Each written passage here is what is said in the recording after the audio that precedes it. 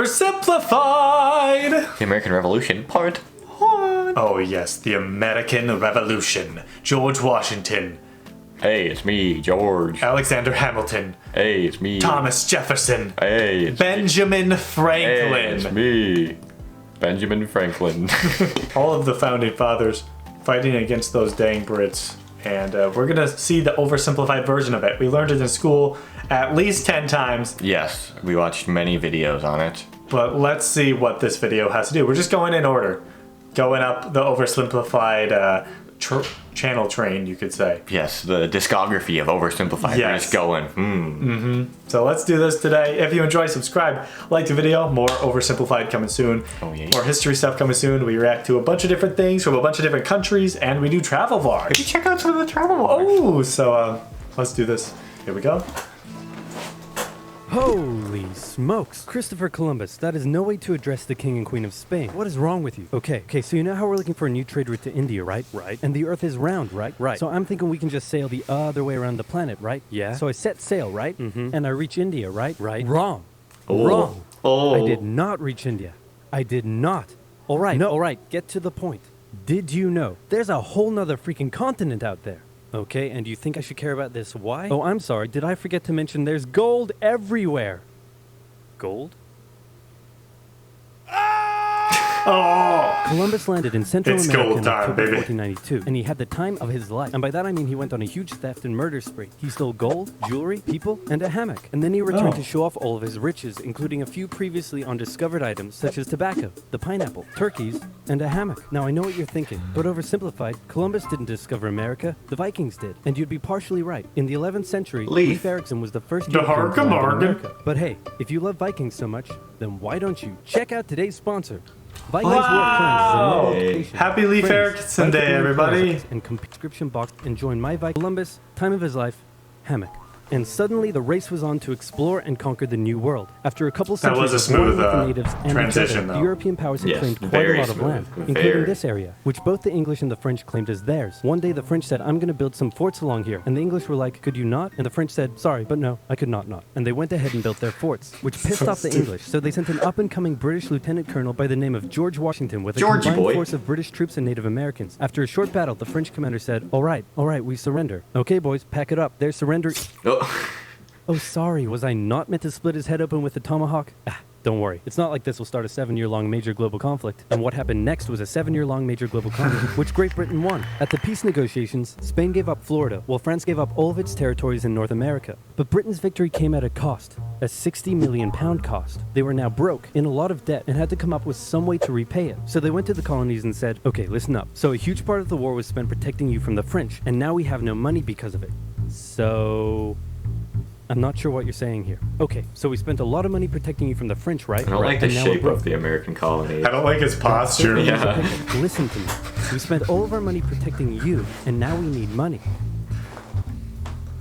Can you please pay us back some money? No.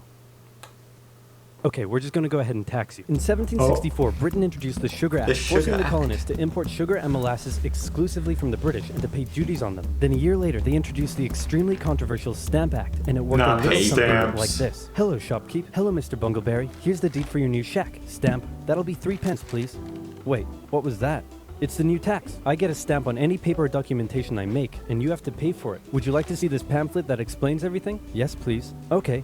Stamp. 2 pence, please. This is awful. You know what? Just give me a deck of cards so I can go gamble my pain away. Okay.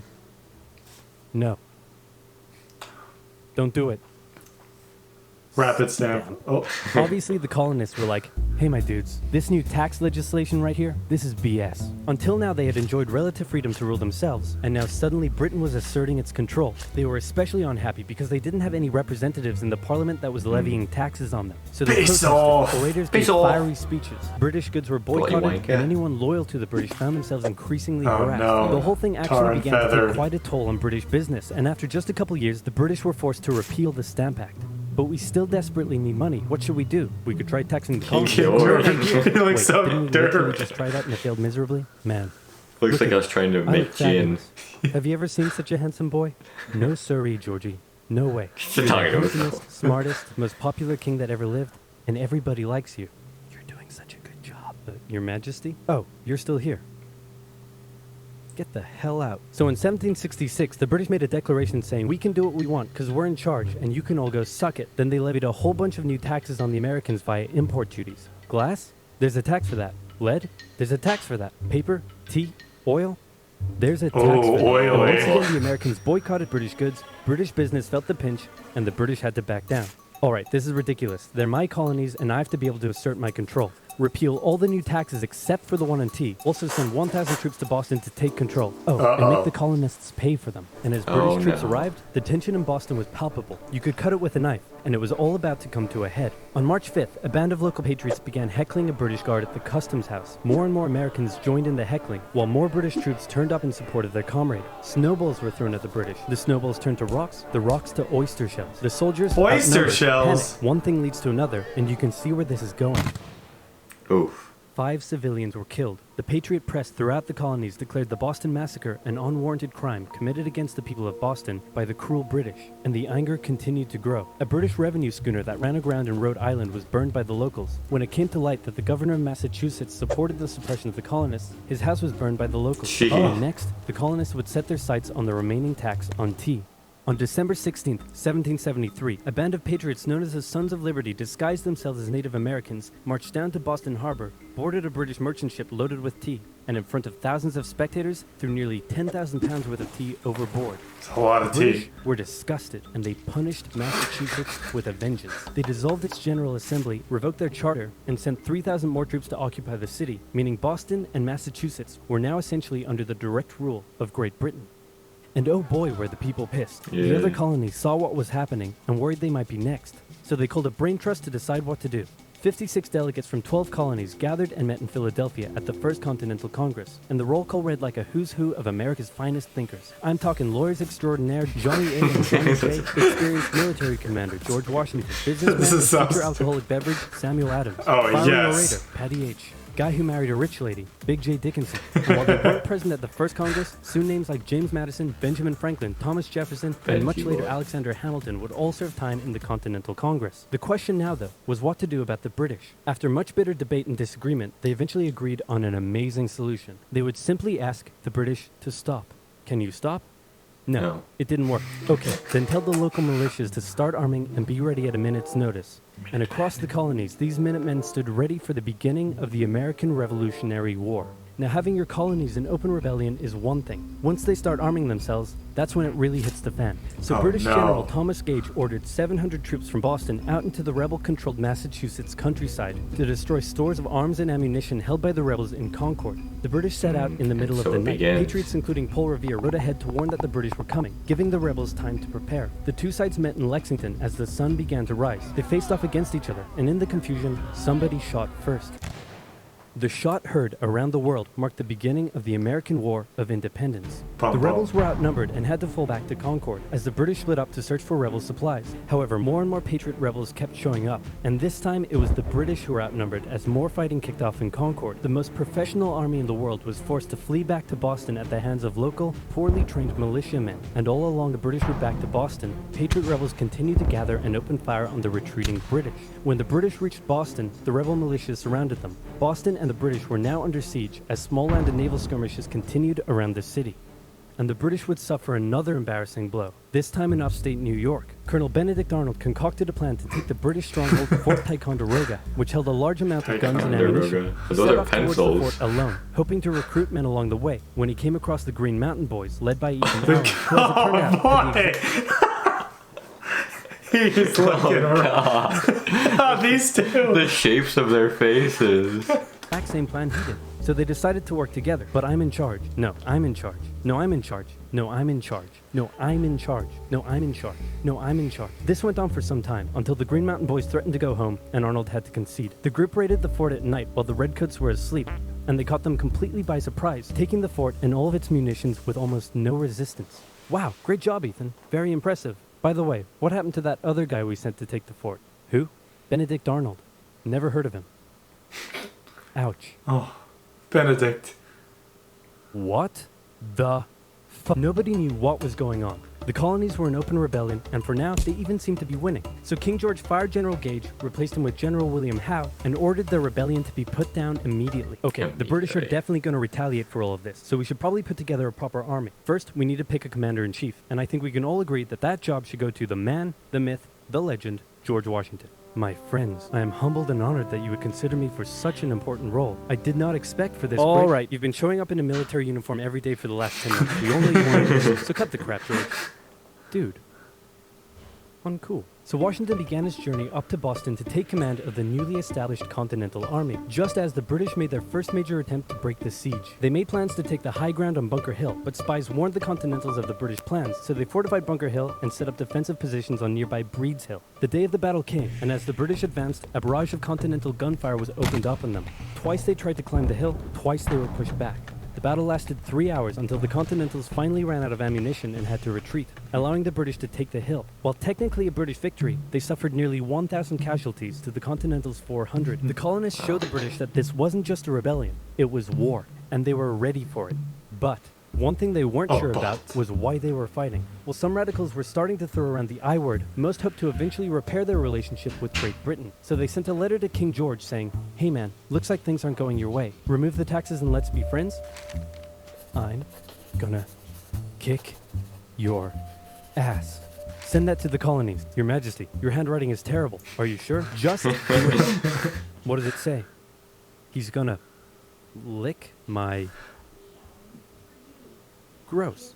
So for the remainder of the year, small engagements continued to occur around the colonies. The British burned down the towns of Falmouth, Massachusetts and Norfolk, Virginia as revenge for earlier anti-British incidents. These actions played right into the hands of patriot propaganda. Overseas, the British were seen as brutes, and the French and Spanish would soon begin sending supplies to the rebel cause. During this time, there was also minor fighting going on between patriot and loyalist militias in the southern colonies. Benedict Arnold was still on a mission to win some personal glory for himself, so he headed up an attempt to invade Canada in a two-pronged attack. Poor Canada! Managed to capture some British forces. Hey, what are you doing? But a harsh snowstorm with some smallpox on the side saw them defeated and pushed back. With some to smallpox City, on the they were forced side. to retreat all the way to Fort Ticonderoga. Speaking of which, remember all those guns and ammunition? Well, this guy's got a plan for what to do with them. He uses oxen to drag 120,000 pounds of artillery for 2 months through the harsh winter, 300 miles all the way to Washington and his Continental Army surrounding Boston. Boom.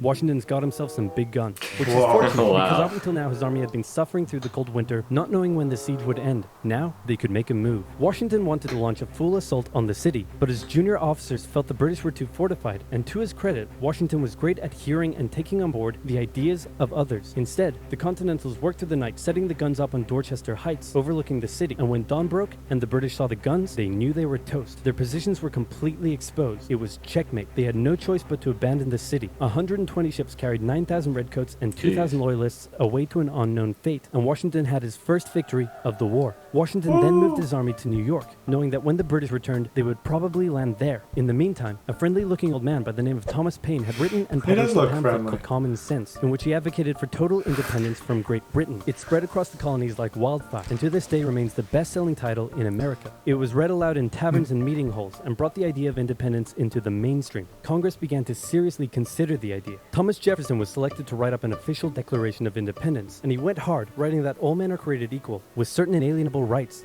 including life, liberty, and the pursuit of Unless you're not white. Of course, Jefferson had over 100 slaves, but we don't have to talk about it. On the 2nd of July, Congress voted unanimously in favor of independence, and John Adams declared that the 2nd of July would go down as the most remembered day in American history. Then a couple days later, independence actually came into effect. The United States of America was born. There was no turning back now. The Americans tore down a statue of King George in New York and melted him down into 42,000 musket balls. To the British, it was treason, and if the king had his way, Washington and all of Congress would be hung. Speaking of the British, guess who's back? The king sent an intimidating force of 130 warships and 25,000 men to New York. Washington knew that taking on the most powerful military in the world wouldn't be easy. The British set up camp on Staten Island as the Americans dug into defensive positions around Brooklyn Heights, waiting for an attack to come. But the British just waited, wearing down their opponent's nerve while building their own strength. At one point, they launched a big scary artillery barrage and then said, you know, if I was you right now, I'd probably sue for peace. But Washington told them to shove it. The Americans kept holding out for what was coming, and when they finally hit, they hit hard. 15,000 British troops approached the American position, and the two sides fired on each other in massive rows. But what the Americans didn't realize was they were only fighting a decoy. The main British force was going around to flank the Americans from behind, and when they arrived, they inflicted heavy casualties. The Americans panicked and retreated back to Brooklyn Heights, where they then found themselves trapped between the British army and the river. It looked as though the war was already lost, but luckily, instead of attacking, the British decided to dig in for a siege, and then a thick fog set in, allowing Washington's army to escape across the river on foot. The British continued to chase and engage the Americans at Manhattan, and the Americans suffered defeat after defeat after defeat. It was a disaster. Washington's leadership was called into question, as thousands of American POWs were left to rot as traitors. Washington's army fled through New Jersey all the way down to Pennsylvania. Rarely had an army been so badly beaten, yet survived to fight another day. Bum bum bum! They're gonna get on the boat and go across the river. Oversimplified. Yes. American Revolution. It's all about that tea and those stamps. Those bloody tea Those bags. bloody Brits, they got tax their bloody tea, yeah? Yeah, and they're bloody paper. Hello, Governor. Oh, there's derpy horses right there. Oh gosh.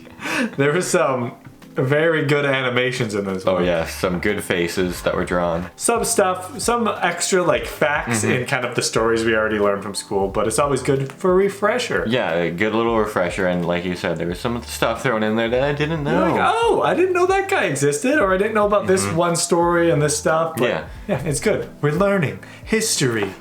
Absorption. America! This is what America created, the ability for us to do this. And make YouTube videos that we react to American history. Yeah, look at that. Thanks for watching. Subscribe if you enjoy. Like the video if you enjoy. More stuff coming soon. Let us know what we should check out in the comments. Oh, yeah. See you later. Bye.